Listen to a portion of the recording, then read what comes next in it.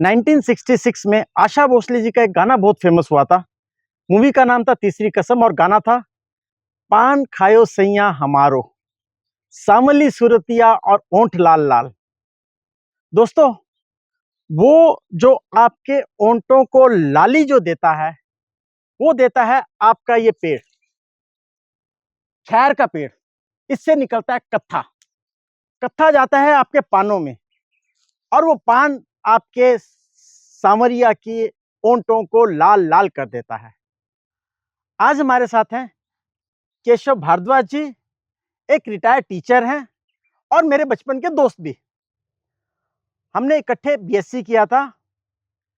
College इकट्ठे गए नहीं गए वो तो पता नहीं, इकट्ठे पढ़े नहीं पढ़े वो तो पता नहीं। हमने इकट्ठे कॉलेज बंक जरूर किया था। पढ़ाई में आगे रहे ना रहे, खुराफाती में हम दोनों आगे रहते थे। और वो जो आपके सैया के ओंठों को लाल लाल कर देता है, केशव जी उस खैर के पेड़ के किसान हैं।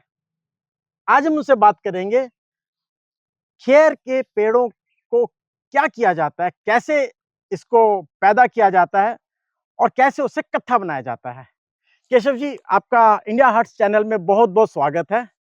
सर, आपने खैर के खेती के बारे में कैसे सोचा? विजय जी नमस्कार। मैं यहाँ का गांव निघार का स्थायी निवासी हूँ। तो यहाँ हमने खैर के बहुत से पौधे उगाए हुए हैं। ये नेचुरली उग जाते हैं। पहले बीज अपने आप गिरता है, अगला पौधा अपने आप तैयार हो जाता है। 10 साल के बाद इसकी ग्रोथ काफ़ी ज़्यादा हो जाती है। फिर ठेकेदार जो है इसके रेट तय करते हैं। इसकी जो मपाई है वो सेंटर से मापा जाता है, फुट के हिसाब से परिधि सर्कमफ्रेंस देखते हैं कितने परिधि है, उसके अकॉर्डिंग इसका मोल तय होता है। अगर खैर जितना बड़ा होगा तो 10,000 तक आपको एक पेड़ के पैसे ठेकेदार दे देता है। अगर बहुत छोटा होगा तो 5,000 तक मिल सकता है। इसकी पहले कटाई करते हैं। कटाई होने के बाद इसकी पत्तों के बाहर की छिलका जो होता है, इसकी छिलाई करते हैं। छिलाई करने के बाद इसका जो रेड कलर का अंदर मटेरियल होगा, उसके एक चिप्स बनाए जाते हैं। चिप्स को बना करके इसकी मिनी फैक्ट्री में चला जाता है और इसको पानी में बॉयल करके इसको गाढ़ा करते हैं। गाढ़ा करने के बाद इसको ड्रायर में डाला जाता है और बिस्कुट के रूप में इसको आगे फैक्ट्री में बन जाता है। फिर ये मार्केट में जाता है। मार्केट में इसको अलग-अलग केमिकल्स के रूप में, अलग-अलग दवाइयों में इसका इस्तेमाल होता है। पान के जैसे पान भाई साहब कह रहे हैं विजय जी की पान के उसमें यूज़ होता है और बहुत सी दवाइयों में इसका इस्तेमाल होता है। तो ये बहुत ही पॉपुलर और प्रसिद्ध है, पहाड़ों में बहुत ज़्यादा मिलता है। केशव जी, अ, एक आम किसान को खैर के पेड़ के लगाने के फायदे क्या हैं? भैया, बंजर की जमीन में कहीं भी हो जाता है, कुछ भी हो जाता है, इसको कोई पानी वानी देने की जरूरत पड़ती है नहीं, नहीं पानी पड़ती? देने की कोई ज़रूरत नहीं पड़ती है, नेचुरली होता है और हम्म, अपने आप उगता है और इसकी कोई भी कटाई थोड़ी करना पड़ती है क्योंकि ये टेढ़ा हो जाता है, इसलिए इसकी थोड़ा टहनियों को छाँट दिया जाता है हाँ। और ये छाँट के टहनियों को जला दिया जाता है और तभी इसकी स्टेट बनता है। स्टेट जाने से इसका फ़ायदा बहुत ज़्यादा होता है। जब मुड़े हुए पेड़ है उसका जो काटना मुश्किल होता है, तो इसका कोई काम नहीं, ज़्यादा काम नहीं है, नेचुरली उगता है ये। बस इसकी थोड़ी-सी छँटाई करना पड़ती है, टहनियों को इसको काट-छाँट करना पड़ती है और कोई इसका ज़्यादा पानी नहीं देना पड़ता है और कोई भी इसकी मेहनत नहीं है, ऑटोमेटिक ही चलता है ये। और एक बीघे में आप कितने का पेड़ लगा सकते हैं? 1 बीघा में लगभग हमारे यहाँ कुछ 100 पेड़ से भी ज़्यादा, 1 बीघा में हाँ, 100 से भी ज़्यादा पेड़ उग सकते हैं क्योंकि इसका डिस्टेंस 3 फुट के ऊपर एक लग सकता है, 3 मीटर के बाद, हर 3 मीटर के बाद, हर 3 मीटर के बाद एक पौधा लग सकता है, लेकिन ये नेचुरल लगते हैं अपने आप।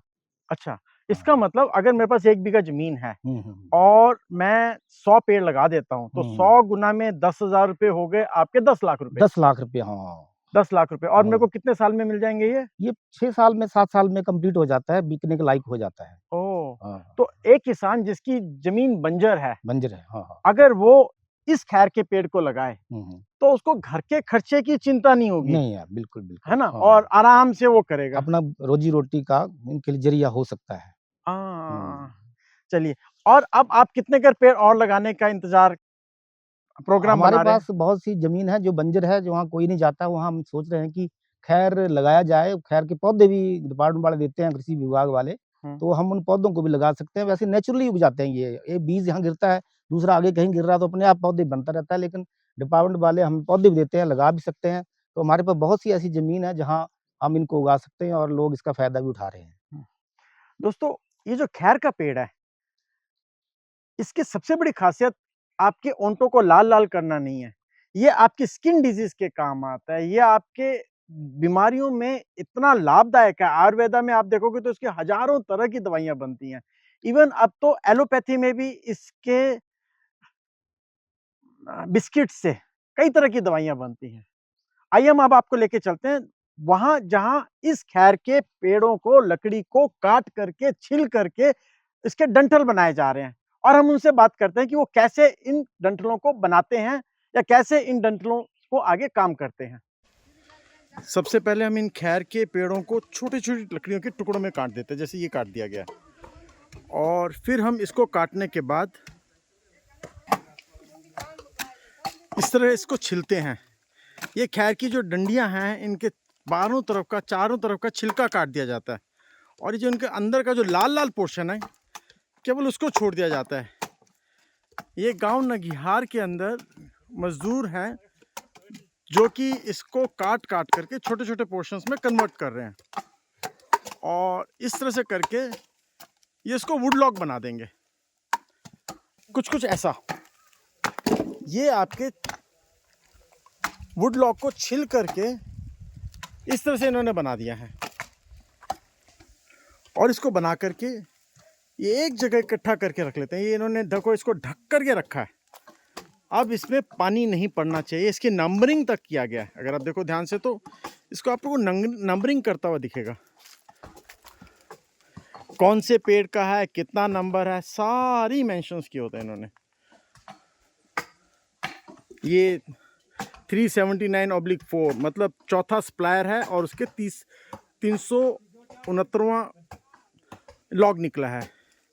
अब ये है 2/448 मतलब दूसरा इनका स्प्लायर है, जिसका 448वां इन्होंने डंडी निकाली है। उसी तरह से अगर आप देखेंगे तो आपको दिख जाएगा 2/143।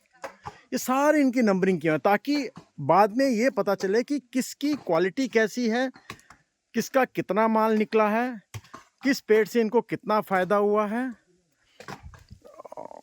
और उसी हिसाब से ये फिर आगे इसको पेड़ों की या उस जगह की तैयारी करते हैं।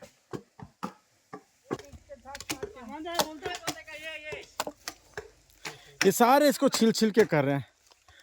आज हमारे साथ हैं कत्थे के कारीगर जाकिर हुसैन साहब, तबले वाले नहीं, इनका प्यार से नाम है पायजामा। एक औजार होता है। जाकिर हुसैन साहब, आपका बहुत बहुत स्वागत है। जाकिर साहब, ये करते क्या हैं आप, और कब से कर रहे हैं? हमारे को सर 10-12 साल हो गए ये काम करते। अच्छा, हाँ जी। तो आप इन पेड़ों को काट करके इनका कत्था का पोर्शन निकालते हैं? हाँ जी, काट कर पहले जमा करते हैं, फिर इसका कत्था निकलता है, फिर फैक्ट्रियों में कत्था निकलता है।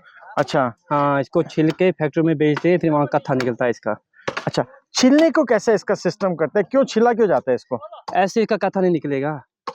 अगर ऐसे बेच देंगे, ऐसे कत्था नहीं निकलेगा, छिल के इसका कत्था निकलता है। अच्छा, आप कश्मीर में कहाँ से हैं? हम श्रीनगर से। श्रीनगर से हैं। हाँ जी। और इतनी दूर से आप यहाँ पर हिमाचल में इतनी दूर से आते हैं? हम तो इसी की वजह बर्फ पड़ जाती है, वहाँ 2-3 महीने आ जाते हैं यहाँ। और इसके लिए कोई स्पेशल कारीगर होते हैं या आम आदमी कोई भी कर सकता है? आम आदमी कोई कर सकता है। ऐसा है कि किसी को आता नहीं ये करना, किसी को आता है। ओके, मतलब आम आदमी के लिए इतना आसान नहीं है। आसान नहीं है आम आदमी के लिए। और आप कितने साल से ऐसा कर रहे हैं? हमारे को 10-12 साल हो गई। 10-12 साल हाँ हो गए। जी।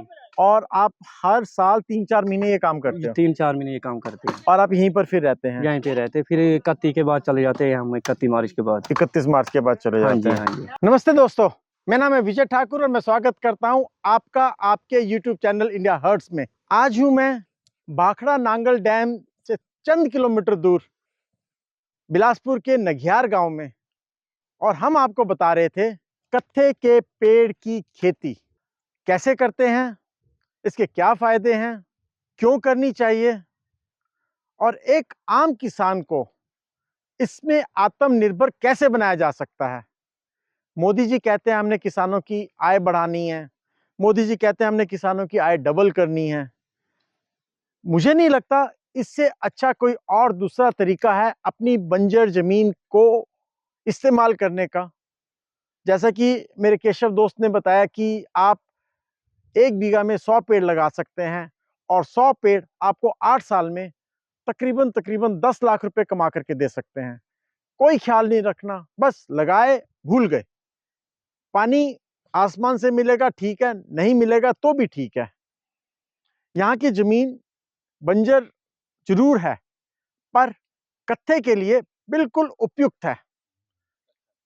यहाँ पर पानी रुकता नहीं है, पर्याप्त मात्रा में अवेलेबल है, सेमी एरिड रीजन है, जमीन भुरभुरी है, रेतीली है। एक बार कत्थे का पेड़ लग गया तो मरता नहीं है। दोस्तों, अगर ये वीडियो आपको अच्छा लगे तो प्लीज आप इसे लाइक, शेयर एंड सब्सक्राइब जरूर कीजिएगा। जय हिंद।